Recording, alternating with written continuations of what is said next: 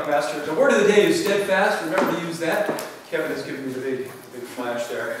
So I'm your table topics master. What we're going to do is ask quick questions, and you're going to come up and you have 1 to 2 minutes to talk about whatever that question is. And we're going to be completely improvisational about this tonight. We're going to be completely impromptu.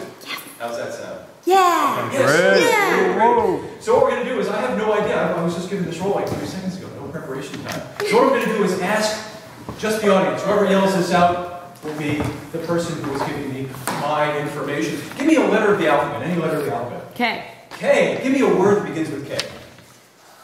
Kevin.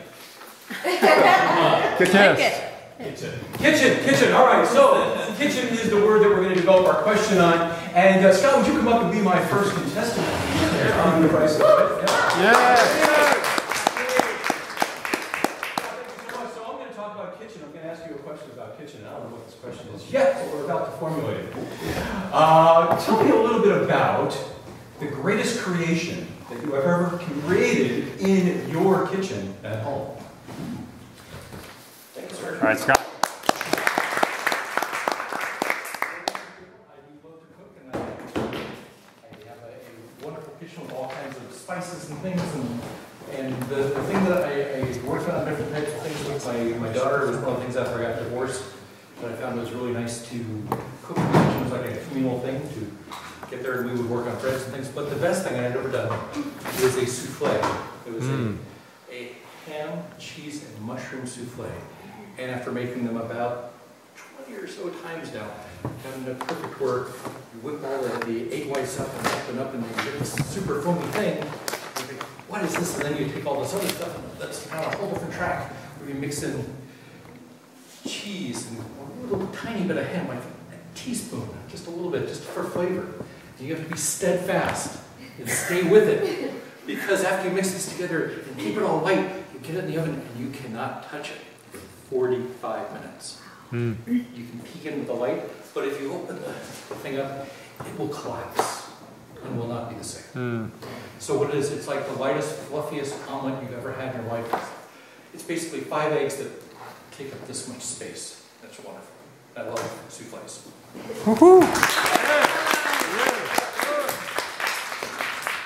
Brian, give me a letter of the alphabet. R. You should give me a word that begins with the letter R. Rambunctious. Rambunctious. Rambunctious. Awesome Nice. word. Chad, would you come up and join us? Yeah, perfect. Thank you, Chad. How are you? All right, so rambunctious is our word, and I'm just going to think of a question that has to do with it. Could you tell me about a vacation where the word rambunctious might come into play?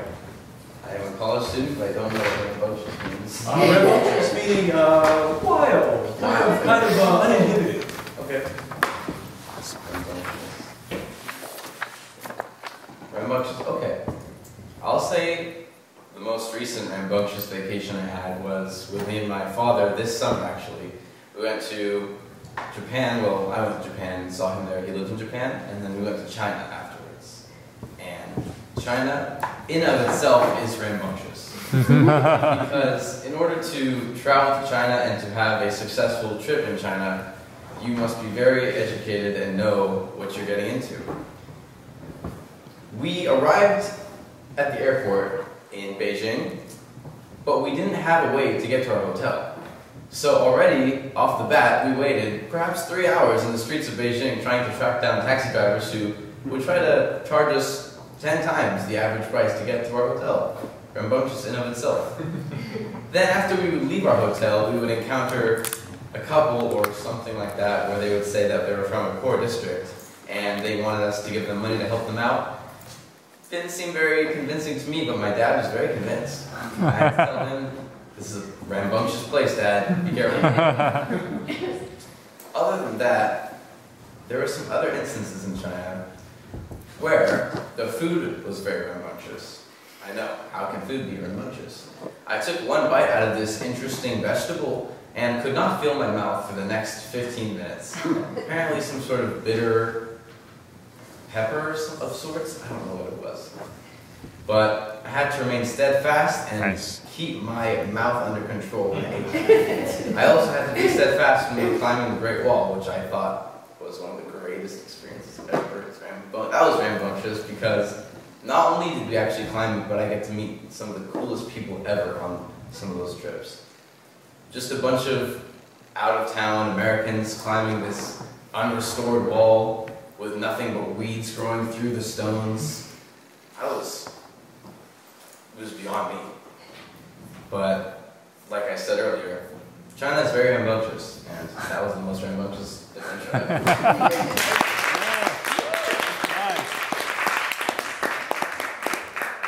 You guys are crushing it. Yeah. All right, give me a letter of the alphabet.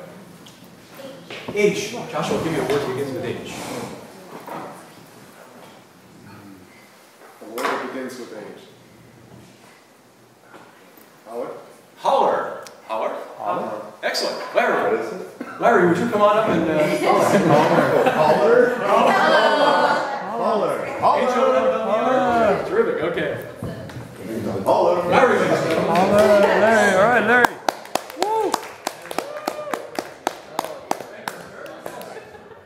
Larry, was there a gift or something that was given to you in the year of 2018 that just made you holler with excitement?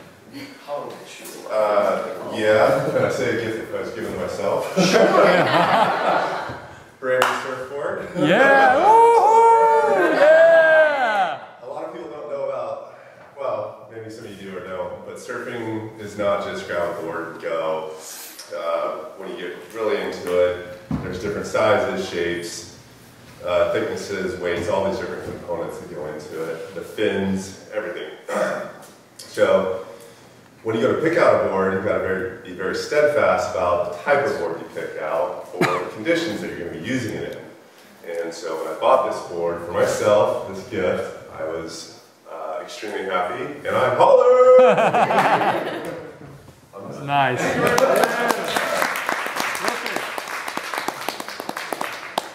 about holler too? Yeah. Hey, Caitlin, give me a letter of the alphabet. Z. Z. Wait, I can give you a word that begins with Z. Zoo.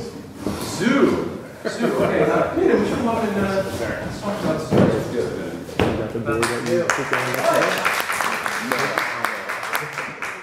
I think the zoo is like the epitome of the natural world. Is there any trip that you want to take in this 2019 year that has to do with nature that really make you happy? Something that's on your calendar. Definitely. So unfortunately today she's not here, but when you know Marissa, and she's a wonderful soul who shared an amazing experience with me that she had in Bali with a personal coach called Coach. I don't know if you guys know him, but he has this transformational travel experience where he invites 22 world leaders, whatever that means, in their discipline. They can be celebrities, they can be innovating kidney research at the cutting edge, they can be extreme sport specialists, whatever it is that they're pushing the edge on. And she shared this wonderful experience where they go into Bali. It's a completely immersive experience. They go into the jungle and take the passport, take your money, take everything, and for 2 weeks it's very intense and you get very raw with yourself. So I'm not sure if I'm going to be able to do it this year, but if not this year, possibly next year. I'm looking forward to have that experience if I can qualify, or maybe a similar travel experience like that, and immerse myself into nature and learn more about myself. Nice.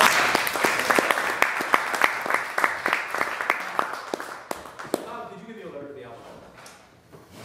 J. J. And David, would you give me a word that begins with J? Jubilee. Jubilee. Jubilee. Wow, a tricky word. And Nancy, would you come up and... Yeah, Nancy.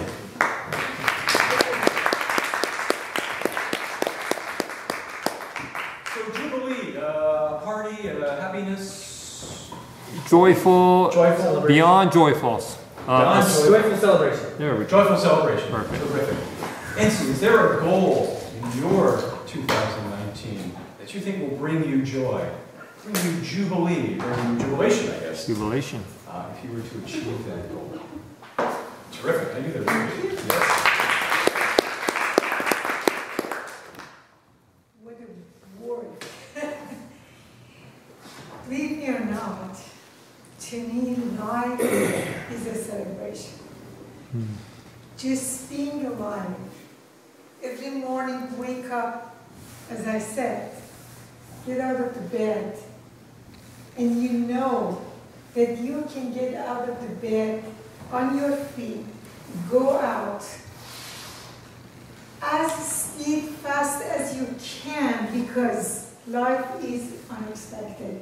You never know. Everything is unstable. So if we want to get the most out of it, we need to be steadfast. When you get out, you go to this beach, I'm always in awe. Every single thing that we see, it's amazing. I want to take a picture of the most beautiful things, and everything is the most beautiful things. So, celebration of life is just tasting life, hearing the voices all around us, birds, tasting, touching, just feeling life is just pure celebration. All I want to do is just remind myself every day that thank God, another day, it's just as a gift, it's been given to me. I want to have it and use it to my best and appreciate and have my gratitude for that. Thank you. Nice.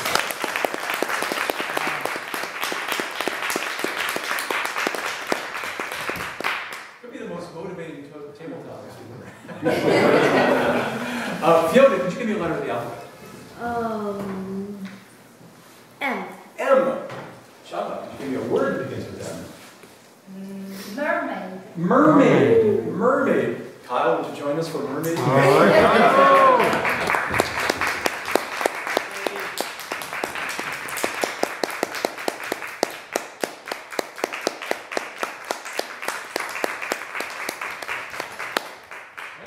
Tricky one here. Boy, oh boy. So as far as I know, the mermaid is a mythical creature. All right? If you were to produce a movie about a mythical creature, what creature would you talk about in that movie, and what might this movie be about? Just let your imagination run wild.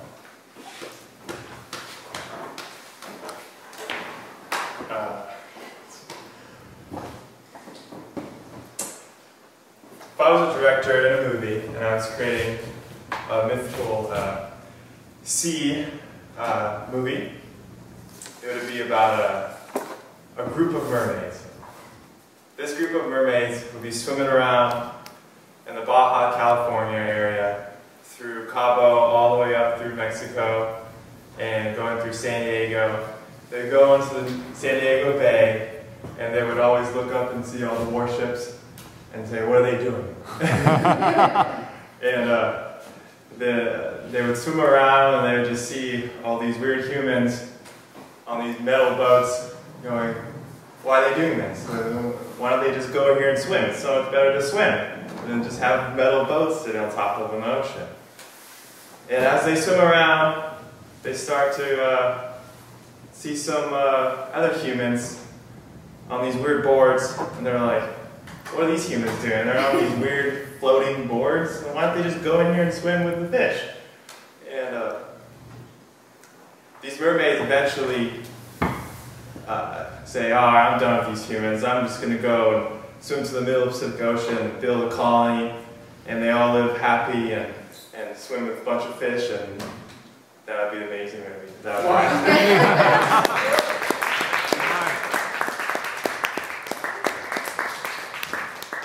be When we do our speeches up here, we want specifics, we want descriptions. That was one of my specifics. Just the geography alone is incredible. Gene, would you give me a letter of the alphabet? S. S. And let's see, what night shows before.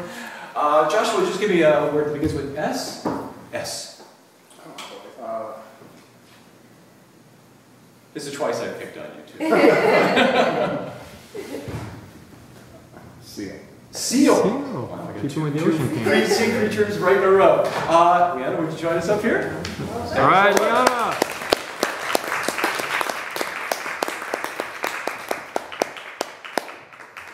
Thank you so much, and you're a guest, so that's incredible that you're up here. So seals, every time I go into the ocean here in the Pacific on the West Coast, I'm always amazed when I see a seal or a dolphin or a whale. Is there anything out in the ocean that just inspires you every time you see it? Or perhaps you saw something recently out in the ocean and you said, wow, that's just so remarkable. Thank you. All right. I don't know if you know this, but I live half the year over in Cabo San Lucas, Mexico, and half the year over here. So from my condo, I see the arch. And during hurricane season, I'm here. The rest of the year, from my window and from my patio, I see the whales swimming. I also go fishing with the neighbors. And we're so steadfast to go catch those fish that it drives us. But while we are fishing on these fishing boats, we see the seals, we see the dolphins, and we see the whales. And there's this specific seal by the name of Poncho. And what he does is he follows the boats, the fishing boats that have that little ramp on the bottom of it. You know what I'm talking about, right? So they hop up on the boat and he waits for the people to feed the extra, what do you call it, the bait to the fish. And he comes around and he swims around and he meets all the locals. And so Poncho, over the last few years over in Cabo, he has introduced probably 5 or 6 other seals over to the boats in Cabo. And so now we start naming the little Poncho and Poncho's baby and Poncho's wife and Poncho's next door neighbor friend. And so now all the fishermen who come in, they realize that they have to have the extra bait in order to feed the seals as they come in. So if you wanted to go out to Cabo during whale season, it's between November and March, and I would make it a steadfast pull to get there. Nice. That's all we have time for? Yes. I think we are. Terrific job, everyone. That was really, really fun. That was impromptu at its best. We got some great stories. Everyone did a wonderful job. Could I get a timer's report on how everybody did?